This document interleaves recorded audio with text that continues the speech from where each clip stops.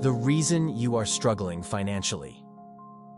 What if I told you that the financial struggle keeping you up at night isn't primarily about your income? What if the paycheck you're chasing isn't actually the solution? Imagine for a moment that the difference between financial freedom and constant stress isn't found in making more money, but in fundamentally changing how you think about money itself. Today, we're going to uncover the real reasons behind financial struggle. Reasons that most financial advisors won't tell you because they're too busy selling solutions that don't address the root cause. By the end of our time together, you'll understand why traditional financial advice has failed you and what you can do differently starting today. Let's begin with an uncomfortable truth. Your financial situation is largely a reflection of your financial psychology. This isn't about blaming yourself. It's about empowerment. Because once you understand that your relationship with money drives your financial reality, you gain access to transformation that no budget app or investment strategy alone can provide. Think about it. Why do lottery winners so often end up broke within a few years? Why do some people with modest incomes build wealth, while others with six-figure salaries live paycheck to paycheck? The answer isn't in the numbers. It's in the mindset. The first reason many of us struggle financially is that we were never taught how money actually works. Our education system prepares us for jobs, but fails miserably at teaching financial literacy. Most of us learn about money from our parents, who themselves were likely never properly educated, or through painful trial and error. We enter adulthood expected to manage complex financial decisions without understanding fundamental concepts like compound interest, inflation, tax efficiency, or how wealth is actually built. This knowledge gap creates an environment where we make decisions based on incomplete information.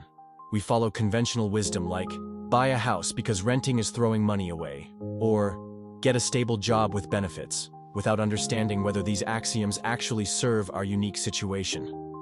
We pursue college degrees without calculating the return on investment. We accept good debt without fully grasping its long-term impact on our financial freedom. But knowledge gaps aren't the only issue. Even more powerful are the unconscious money scripts running in the background of our decisions. These are the deep-seated beliefs about money we absorbed in childhood. Beliefs we may not even realize we hold. Perhaps you grew up hearing, money doesn't grow on trees, or we can't afford that repeatedly. These phrases seem innocent, but they program scarcity thinking that can follow you for decades. Or maybe you observed your parents fighting about money, creating an unconscious association between wealth and conflict. Perhaps luxury items were portrayed as wasteful or indulgent in your household, leaving you with guilt whenever you consider investing in quality. These money scripts operate like software running in the background of your financial decisions. They trigger emotions like anxiety, shame, or fear that hijack rational thinking. They create spending triggers and avoidance behaviors. They establish comfort zones that keep you financially stuck. A powerful example is the belief that more money means more problems. If you subconsciously believe this, part of you will resist earning more no matter what your conscious mind desires. You'll self-sabotage through procrastination, undercharging for your services, or making impulsive decisions that keep you financially vulnerable. Your psychological thermostat will keep resetting to what feels familiar, even if what's familiar is struggle. The third critical factor is that we live in a consumption culture deliberately engineered to separate you from your money. We're bombarded with approximately 4,000 to 10,000 advertisements daily. Each one is crafted by psychology experts specifically to trigger emotional responses that override logical decision-making. Each one whispers that happiness, status, belonging, and worth come through purchasing. This constant exposure normalizes lifestyle inflation, the tendency to increase spending as income increases. We work harder to earn more, then immediately absorb those gains into an elevated lifestyle rather than building wealth. The raise becomes the new car payment. The bonus becomes the luxury vacation. The side hustle funds the premium subscription services. The finish line keeps moving because consumption is endless. Meanwhile, we're surrounded by financial mirages, displays of wealth that aren't what they seem. The colleague with the luxury car might be drowning in debt. The friend with the beautiful home might have no retirement savings. The social media influencer flaunting luxury might be living on credit. We compare our financial reality to illusions, feeling perpetually behind in a race no one is actually winning. Fourth, and perhaps most insidiously, we've embraced what I call the employee mindset, rather than the owner mindset. Most of us were raised to be good employees, to follow instructions, respect authority, avoid risk, and exchange time for money. This mindset serves employers beautifully, but severely limits our financial potential. The owner mindset, by contrast, focuses on building assets, leveraging systems, taking calculated risks, and solving valuable problems. Owners ask, "How can I create value?" while employees ask, "How much will I be paid?" Owners think in terms of return on investment, while employees think in terms of hourly wages. Owners build wealth through appreciation and cash flow, while employees rely solely on labor income that stops the moment they stop working. This isn't about quitting your job tomorrow to start a business. It's about shifting how you think about income, value creation, and wealth building regardless of your employment status. It's about developing the ability to spot opportunities, build valuable skills, and direct resources toward assets rather than liabilities. Now, facing these four factors, knowledge gaps, unconscious money scripts, consumption culture, and the employee mindset, many people feel overwhelmed. They conclude that financial struggle is inevitable unless you're born into privilege. But this fatalistic view overlooks a crucial truth. Awareness creates choice. Once you understand the forces shaping your financial reality, you can begin consciously reshaping them. Let's talk about how to practically address each factor. To close knowledge gaps, commit to financial education as a lifelong practice. Read one personal finance book each month. Listen to credible financial podcasts during your commute. Take free online courses in basic investing, tax strategies, or retirement planning. The key is consistency. Small, regular investments in your financial intelligence compound, just like money itself. Focus first on timeless principles rather than get-rich-quick tactics. Understanding how compound interest works will serve you better than chasing the latest cryptocurrency or investment trend. To transform limiting money scripts, start by uncovering them. Reflect on phrases about money you heard growing up. Notice your emotional reactions to financial situations. Pay attention to repetitive patterns in your financial life. When you identify a limiting belief, consciously create a new, empowering alternative. Instead of, "I'm bad with money," try, "I'm learning to master money day by day." Instead of, "Wealth is for other people," try, "Creating value leads to wealth, and I create value every day." This isn't just positive thinking, it's neurological reprogramming. Our brains form neural pathways through repetition. By consciously practicing new thought patterns about money, you literally rewire your financial psychology over time. To counter consumption culture, practice what I call conscious spending. This isn't about depriving yourself. It's about ensuring your spending aligns with your actual values rather than responding to external manipulation.